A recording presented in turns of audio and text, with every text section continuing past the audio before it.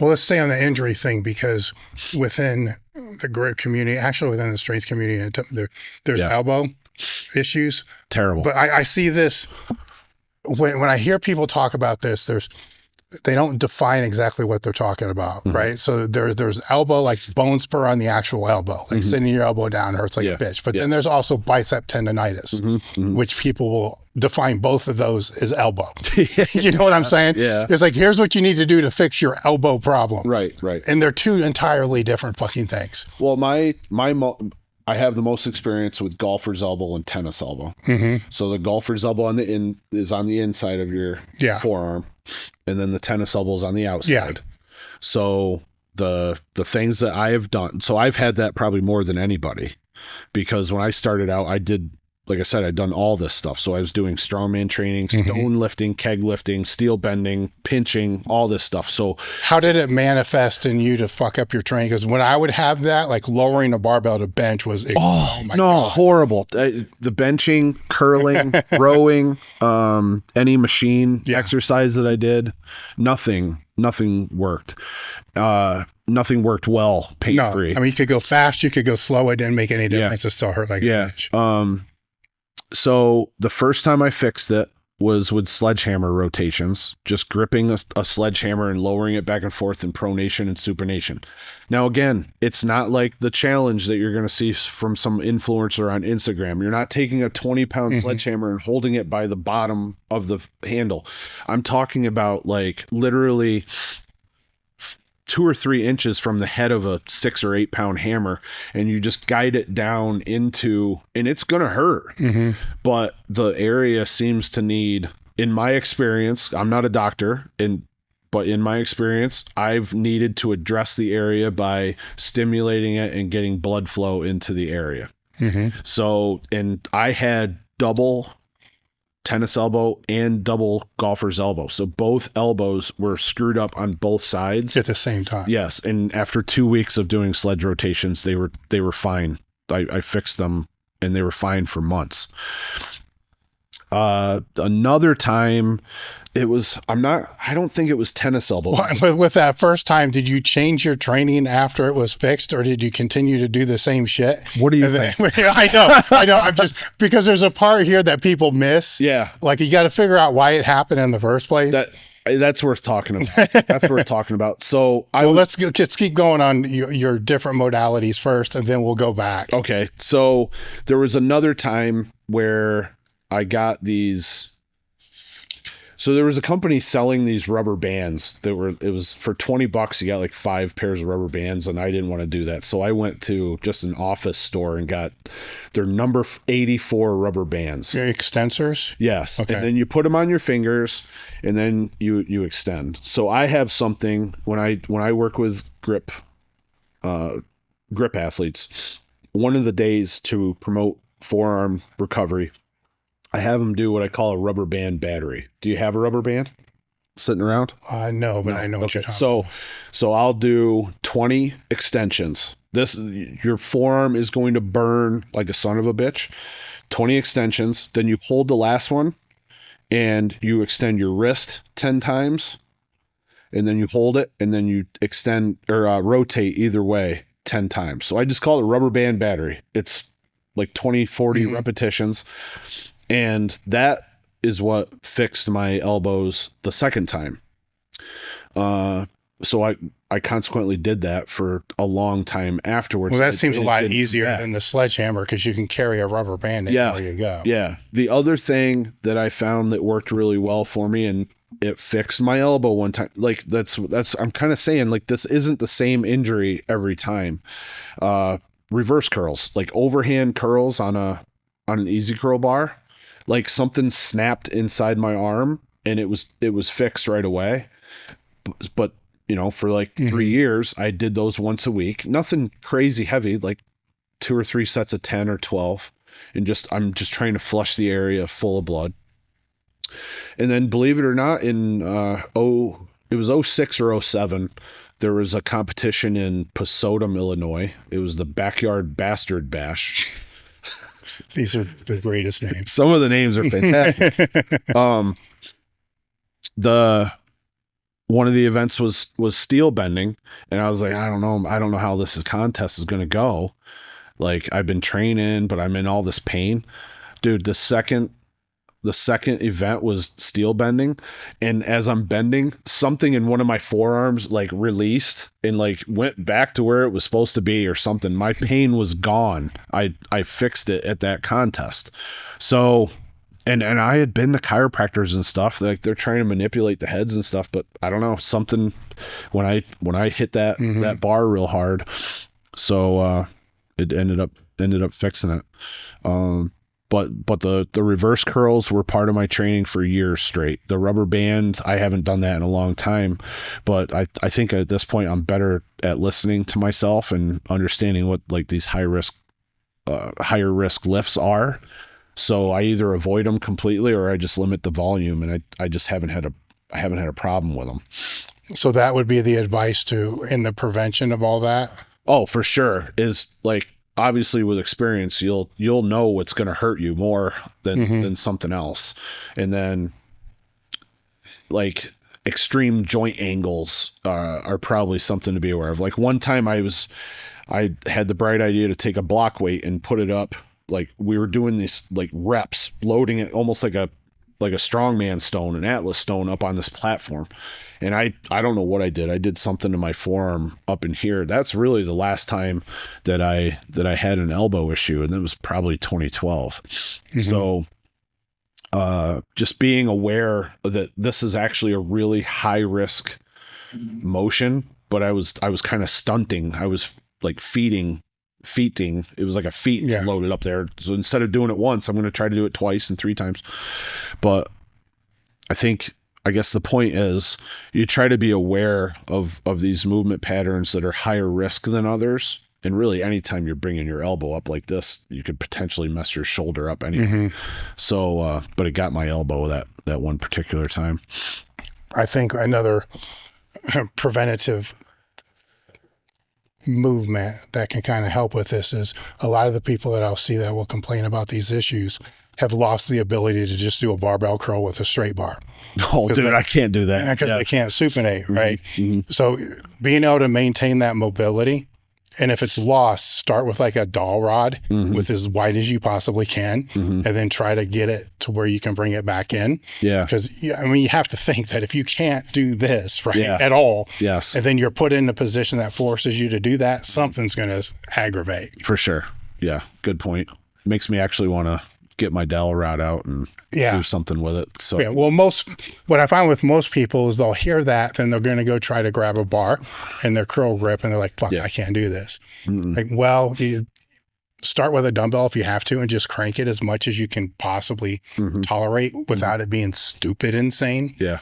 I've gone the opposite way. So instead of actually trying to fix my supinated grip, I have these like spheres that go onto the bar, and it almost turns the barbell into like an easy curl bar. Well, sometimes though, and this is interesting because personally I like the cupping attachments, even if it's doing, cable, face curls and stuff like that, because I can take the forearm out of it and get more isolated on the bicep because that's not closed. And the same thing with a lot of the lat work. I can have more intention on the lats if that's not locked in, which isn't going to do shit for my grip, right? But that's not what I'm trying to train, right? Because it's lower end hypertrophy training, which I always kind of see that as a strength athlete, where if it's lower end of day, training day hypertrophy work, then you don't have to show off with how much you can lift. You're just trying to stimulate this muscle and have the mechanical tension that can be controlled with tempo, all kinds of shit. That doesn't have to be the whole fucking weight stack on a lat machine, and that can be done earlier. I love going to a gym though and just stacking every machine, but well, it's interesting with that because that can have some grip applications too, where if you're doing the lat pull downs and your first couple sets are done with decent technique, mechanical tension and all that, then you do a couple more sets where you're just muscle fucking it down. That I'm not going to say that's not going to work, right? Because if anything, it's got grip applications, and hell, you can make it a total body exercise if you want. I did for years. seemed to work pretty well for you. Yeah. I mean, it looked fucking cool. Mm-hmm. But where I'll debate that is when we get to the hypertrophy part. Mm-hmm. Yeah. Cause it's like the tension's on and off and being thrown all over the place. And yeah. So I think that becomes, as coaches and people that are lifting, they have to go into whatever movement they're doing, understanding what the intention that they're trying to derive from doing that movement. Mm-hmm. If it's grip or hypertrophy or strength, what is it?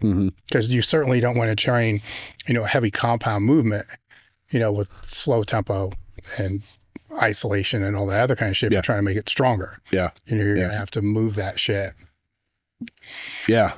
That's a good point. It reminded me of something I was going to say earlier. So I was talking about doing those hangs on those specialized implements. We also do pull downs with those implements, and you can't throw them because like you can't use momentum and make it look like this because it's going to rip. It'll rip out of your hand. And that's kind of cool for the kids because that without them really understanding, you're building that intention into it. Yes. Yeah. Because the hardest thing to try to teach a younger kid is how to train with better technique. Yeah. And that we use that as a regression too on the pull downs because not everybody can do pull-ups or a substantial hold. Now, have you found correspondence between pull downs and the pull up? Like if they get better at the pull downs, they get better at pull ups. I don't know. I don't really have an answer for that, Dave. I don't either. As soon as I have a kid that can do pull ups, I'm getting them on a different implement. So I bought all those implements off of the website where it's kind of underhand, neutral. So we do pull ups on all those. We do pull ups on the bone looking thing. And so as soon as I have a kid who has blossomed enough that they can do pull ups, I'm going to start changing the implement so it's not just a pull up bar. So really that's where. Now, how many pull ups do you want to see them do before you'll start doing that? One. Okay. Then let's try to do it on this implement now. Yeah.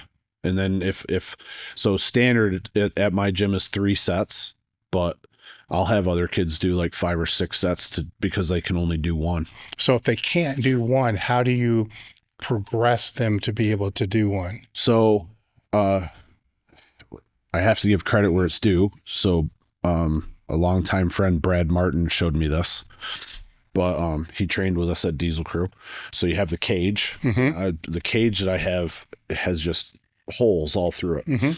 So I can change the hook height and I'll have the barbell. Usually we'll start at height 15, which that doesn't really mean anything. It's just the numbers are the holes are numbered. Yeah. So we'll start at 15 or 16 and I'll have them line up so that they're gripping the barbell, their torso straight up and down like a pull-up, but their hip joint is right underneath the bar and then their knees are bent. So what they're doing is they're maybe working with 50-60% of their body, but I try to keep their torso straight up and down. All right. So this is not a fat man pull up. No. To where it's like a row. This is not an inverted row. Okay. The torso straight up and down. You're trying not to use your legs. I even crisscross applesauce their legs so that they're not driving into the floor, and then they're doing pull-ups that way. So I've had plenty of kids, including girls, work up to doing pull-ups using that method first to try to get an endurance foundation for the pulling movements. So I go from there. Then I have them do eccentrics on the pull-up handles. And a lot of times I'll start with them with the neutral grip rather than an overhand barbell. I don't know why. It just seems to be a little bit more successful. And even the underhand grip of that one variation it just seems like if you start with chin up grip, they're more confident and they feel more secure and they can do more reps. But what I'm having them do is cheat their way up somehow, whether they jump and then they lower themselves down, or if they climb up, use a box to climb up and then step off. And then I'll add weight also. So I have vests. We don't really use them. Usually it's a dip belt or like sash them with a chain. Yeah. Like Well, it's faster. yeah. Like, yeah. I get it. Like the vest is kind of a pain in the ass. Yeah. I don't even know where my vests are. I know where the sand packets are that go in the vest, but I don't even remember where I put my vests. We just don't use them. Yeah. I mean, if it's somebody that trains at home by themselves, then it's a little bit easier. Yeah, it's but different. When you have multiple people trying to use something.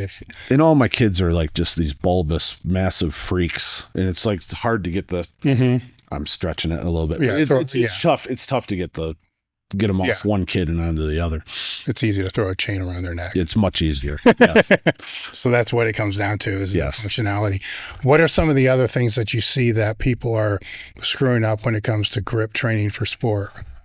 Doing like dowel, freestanding, straight arm wrist roller crap. Like, it just drives me crazy. Like, it seems like anything that you can do for like endless reps is just not a good, I used to say a waste of time, and that irritates people. So I'm just going to say it's not an efficient use of time. So load in time. Yeah. It has to be considered. Yes. So I would much rather see even like just basic reverse curls or wrist extensions, which is basically like a bodybuilding exercise, but it's also one of the foundational exercises that I used when I first started grip training. So like, I didn't just jump into this stuff. I knew about strength conditioning enough that I knew I had to do something to lay a base. I didn't listen to that for long enough because I ended up getting hurt, but like I did a 6-week ramp up for all of my, like all the different forearm angles. So all right, I got off track for a little bit, but like rather than doing just like endless reps on a wrist roller, I would rather see people do something that's a little bit more structured that they can load, measure, and track. Or just, roll it up 3 or 4. Well, then hold it. And if it's supported, if it's a barbell in a rack, I'd like it better than just like, I don't know. I did that in college and I just knew it was not doing anything for me. Like, I get it. It bloats your forearms up, but like, I never got any increased velocity or bat speed out of that. Like, I think I got more out of just doing heavy rows. Like, you know what I mean? Yeah. It was just, I don't know. It never made sense to me from the beginning to do that. What are some of the other things? Now that you're asking me, I can't remember. Well, it's kind of hard though, because most aren't doing anything. Yeah. So it's kind of hard to find the things that they're screwing up when they're not doing anything at all. I don't know. I almost want to say that if an influencer is doing it, don't do it. Cause it's usually, it's the stunt stuff. It's like, ooh, you might get hurt doing this. Yeah. And you might get hurt if you do it too. So don't mess around with it.